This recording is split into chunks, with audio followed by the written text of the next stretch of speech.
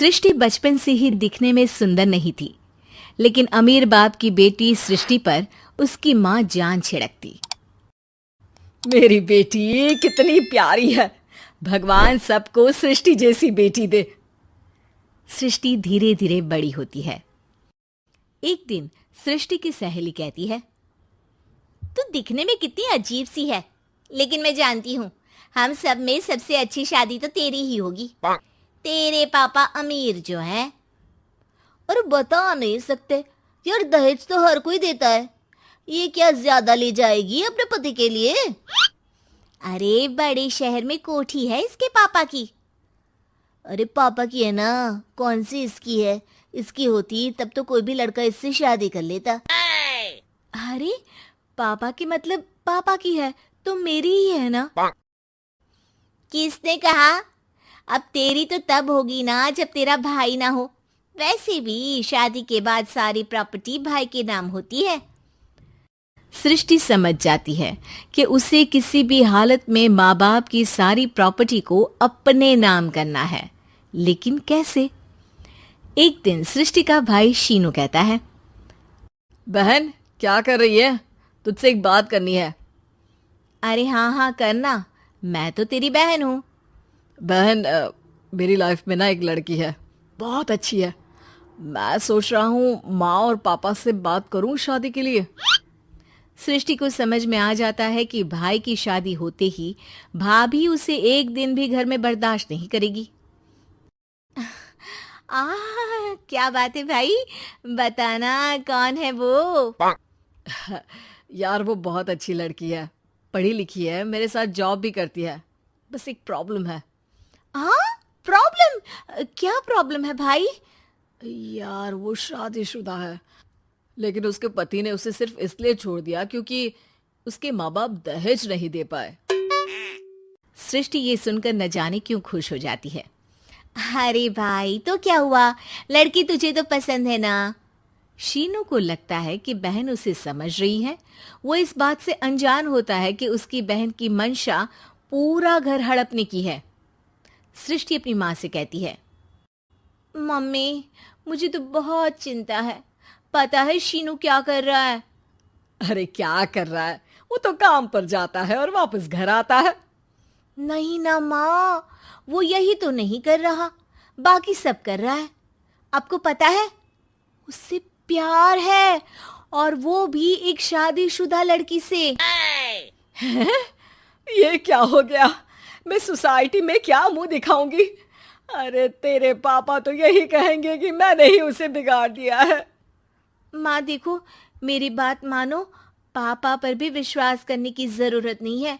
अब आप ही बताओ, पापा इतनी देर घर के बाहर रहते हैं क्यों? बोलो। अरे बेटा वो तो नौकरी करते हैं ना। तू बहुत भोली है माँ। पापा का ऑफिस तो 7 बजे खत्म हो जाता है, लेकिन देखो कितनी देर से आते हैं। अरे नहीं नहीं बेटा, ऐसी कोई बात नहीं है। सृष्टि माँ को एक औरत से बात करते पिता की फोटो दिखाती है। देखो माँ कैसे हैं पापा, मैं ना कहती थी कि पापा सही नहीं है।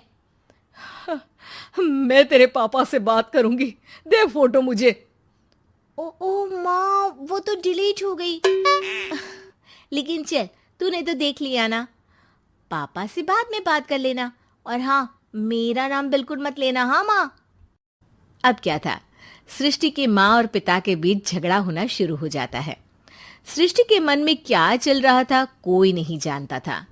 एक दिन, माँ सृष्टि के लिए एक लड़का देखा है, वो लोग शाम को उसे देखने आने वाले हैं।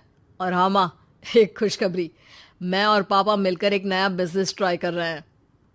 शाम को लड़का आता है, सांवले रंग का। सृष्टि को तो बिल्कुल भी पसंद नहीं आता।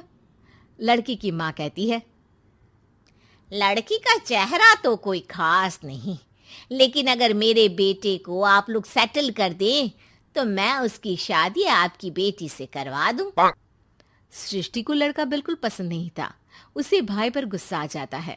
लड़के वालों के जाने के बाद कहती है, माँ देखा शीनू मेरे लिए कैसा लड़का लेकर आया, न दिखाने लायक न सुनने लायक, सेटल भी नहीं, वो भी हम करे।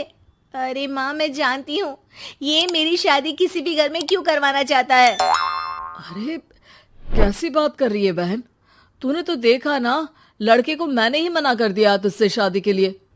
जिसने लड़का बताया था उसने उसकी बहुत तारीफ की थी। बात आई गई हो जाती है, लेकिन सृष्टि का मन शांत नहीं होता। क्या करूँ, कुछ समझ में नहीं आ रहा। मेरी शादी हो गई तो ये लोग पूरी प्रॉपर्टी शीनू के नाम कर देंगे। मेरे हाथ तो कुछ लगेगा ही नहीं। तभी सृष्टि को आइडिया आता है। वो किसी वकील को फोन करती है। जी देखिए, अगर आपके मम्मी पापा का तलाक हो जाता है तो आपके पिता की आधी प्रॉपर्टी आपकी माँ के नाम हो जाएगी। फिर उसे वो किसी को भी दे सकती है। सृष्टि अब माँ को बेटे के खिलाफ भरती है। माँ, शीनू पर नजर रखा करो। वो जिस लड़की के प्यार में है ना, वो शादीशुदा है। यहाँ आएगी, सारा पैसा, रुपया, जमीन, जायदाद सब हड़प लेगी। पापा का भी हाल तुमसे छुपा नहीं है। ऐसा ना हो कि मैं और आप एक दिन सड़क पर भीख मांगे। हे भगवान, मैं तो जीते जी मर जाऊंगी अगर ऐसा हो गया तो। ऐसा हो गया नहीं माँ, ऐसा ही होगा। अभी समय है, आगे का सोच लो। मैं तो कहती हूँ पापा से आधी प्रॉपर्टी लेकर अलग हो जाओ। पापा की आधी प्रॉपर्टी भी हम लोगों को अगर मिल जाती है ना, तो अगले 7 जन्म सफल समझो।